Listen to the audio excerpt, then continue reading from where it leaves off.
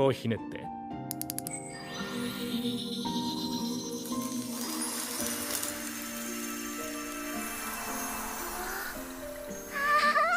父さんの仕事だ。ねえ父さん、魔道具って私でも作れる？もちろんだとも。ダリアが勉強。いや、いい子にしていればな。Dahlia in bloom. Get ready for the choo choo choo choo choo. Get ready for the praise train. I think this is how you do an episode 1. Like, so let me give you this little synopsis insight. We just got done watching episode 1. We're gonna definitely talk about it. But here's the thing, right? Is Dahlia in bloom is the synopsis of it is after dying of overwork in Japan, which we saw this episode. Dahlia is reborn into a world filled with magic. So my first question is, why are we trying to really learn magic? Okay, let's just go with that. Raised by a master of magical tool making, she develops a passion for that craft. She then becomes engaged to her father's apprentice. Before her father can see her wed, though, he suddenly passes away. As if this weren't enough, on the day before their wedding, her fiancé announces that he's actually in love, but not with her. Okay, so it's about to get spicy. But I really think that this is how you do an episode 1. Like, this was like an adorable, very entertaining episode 1. So the episode starts off and we see our girl in, I think, Japan, Korea, where did it say? In Japan. And it seems that she was like a manga creator or a light novel creator or maybe a book writer. You know, maybe she just wrote books or novels or something. It seemed like she was responding to people's comments and stuff. At least that's the general idea that I got. Maybe her overwork was something different, but that's the general idea I got with the 2 seconds that it showed us. But regardless of what her job was, you know, she died right at her desk. Very sad stuff. She got reborn into this world, and the interesting thing from her perspective so far is it seems like she can recall and remember all of her stuff from her past world. It doesn't seem like she's using it that much, even though she did create a hairdryer and stuff like that. And she has some ideas like cars and phones and stuff here in this world. But she's essentially kind of just like reveling, like, you know, enjoying, kind of going through the process of being in life again, you know, being a kid again and stuff like that. And I think that, you know, when we think about being reborn in another world, unless there's some reason to grow up quick, I think that we would all kind of relish in that, hey, I'm a kid again kind of thing. Like, let me just kind of enjoy, you know, what life gives me at this point. And I don't see anything wrong with that. I think that's exactly what she's doing. Although there are some questions, again, like I said, I have, but, you know, that's what she's doing. And it shows us a really cute relationship between her and her dad. And, you know, he's a famous, you know, magical artifian or artisan or something like that. He's a really renowned magical tool maker. Essentially, I think later in the episode, kind of towards the end of the episode, she says that he's kind of like, he's basically known for like the water heater, essentially. But he's a really renowned magic tool maker. And she kind of takes after him in a way, like, to where she wants to learn how to be one as well, too. And that's a cute thing to see between the bond between father and daughter, you know, and I definitely kind of like, you know, dove deeper into my feels for that too, because, you know, I have a daughter too who I'm really close to. So, you know, being able to see that kind of relationship here, I was like, oh, that is really, really cool to see. So, you know, she gets the itch, and eventually during the episode, you know, she has an idea because of her friend who wants to be a beautician, and she wants to create her a hair dryer. So she, you know, she brings up the idea.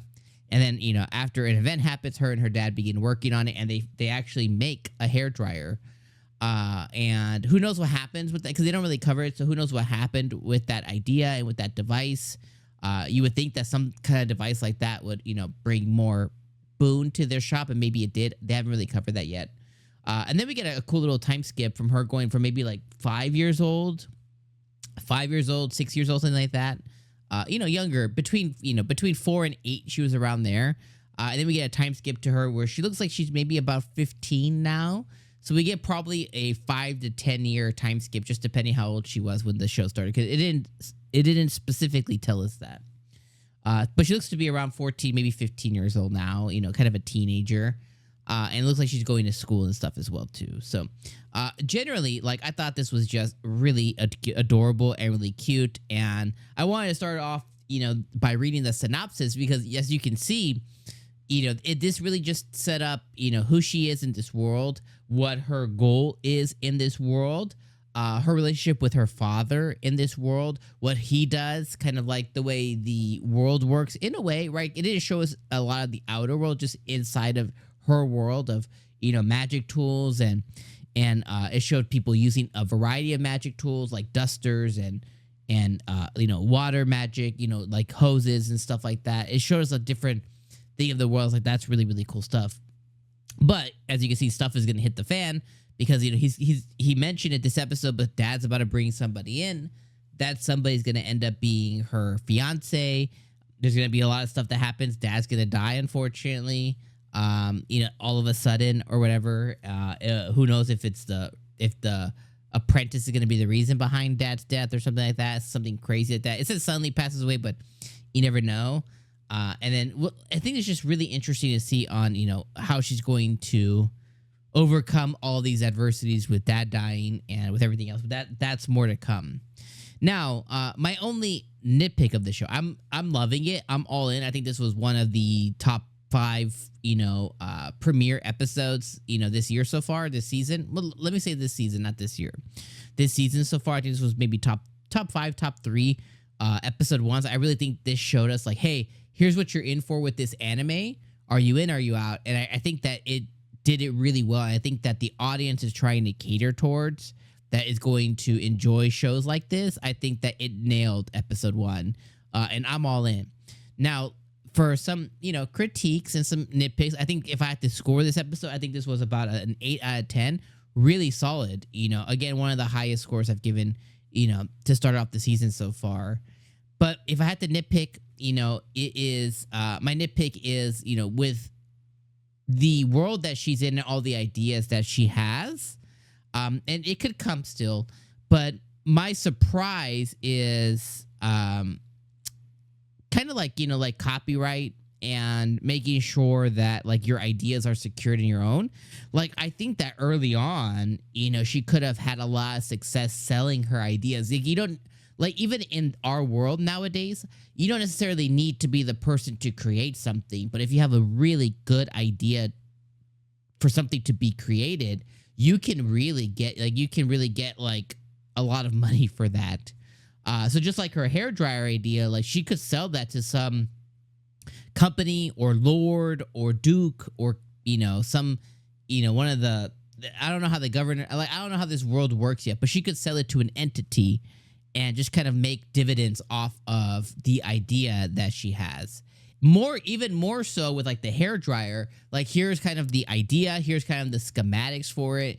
There could be a lot of money and revenue that she could bring into her dad's shop, and eventually she could hire people as well, as she's learning, and maybe this is what will happen. I don't know yet, but as she's learning, she could bring in, with that revenue, she could bring in more skilled people, to kind of bring her ideas to life as she learns to do it on her own, and then kind of create this cycle. So if there's, she created a hair dryer, right?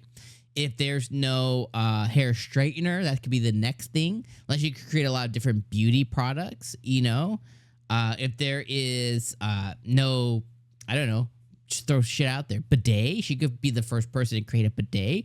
Washing machine for clothes, dryer for clothes, right? Like, she could kind of like begin doing all these things by having the shop. So there, hopefully maybe those avenues will be going down, but it seems like she's going to be very gung-ho about being just the magical artifactor, magic creator herself. But that's my only nitpick there, and that's a very deep nitpick. That's just like a little dash of reality because she is an isekai person. But regardless, this episode was awesome. I love where this show's heading. Dahlia and Bloom. Can't wait to see more and enjoy it with you guys. Let me know your guys' thoughts in the comments below. Did you have any nitpicks as well? Did you have any like, I would have loved to kind of see this? Or maybe you're like, I would love to see this as the show progresses. Let me know that in the comments below. If you're not going to watch it, let me know why in the comments below. And if you are, let me know in the comments below. All right, my friends, I'll see you guys next week for episode 2. Peace out.